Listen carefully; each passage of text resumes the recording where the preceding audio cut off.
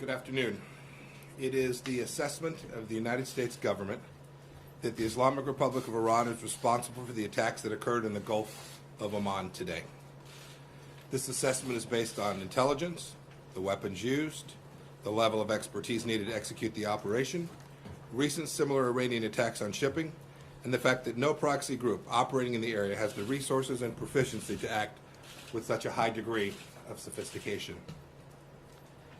This is only the latest in a series of attacks instigated by the Islamic Republic of Iran and its surrogates against American and allied interests. And they should be understood in the context of 40 years of unprovoked aggression against freedom-loving nations. On April 22nd, Iran promised the world that it would interrupt the flow of oil through the Strait of Hormuz. It is now working to execute on that promise. In early May, the Revolutionary Guard Corps attempted the covert deployment of modified dhows capable of launching missiles. On May 12th, Iran attacked 4 commercial ships near the Strait of Hormuz. On May 14th, Iran-backed surrogates attacked by armed drones struck 2 strategically important oil pipelines in Saudi Arabia. On May 19th, a rocket landed near the U.S. Embassy in Baghdad. On May 31st, a car bomb in Afghanistan wounded 4 U.S. service members, killed 4 Afghan civilians, and wounded bystanders. Yesterday, Iranian surrogates fired a missile into Saudi Arabia, striking the arrivals terminal of an international airport, injuring 26 people.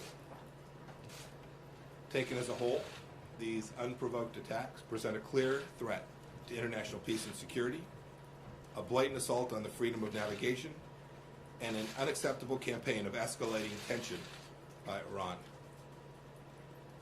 Prime Minister Abe made a historic trip to Iran to ask the regime to de-escalate and enter into talks.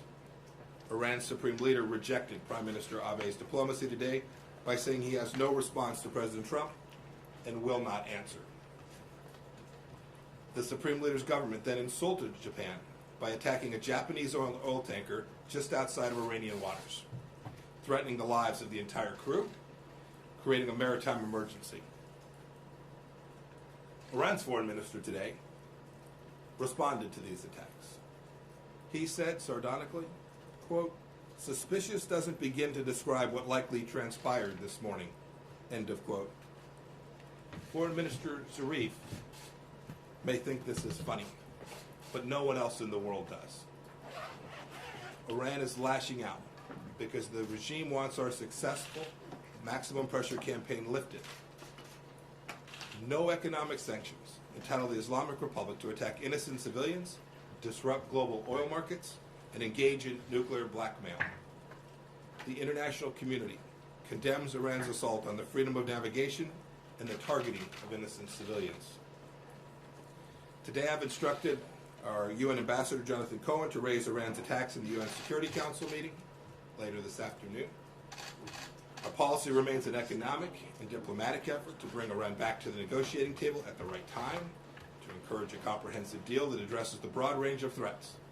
Threats today apparent for all the world to see, to peace and security.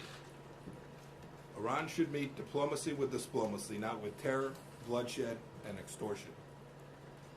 The United States will defend its forces, interests, and stand with our partners and allies to safeguard global commerce and regional stability.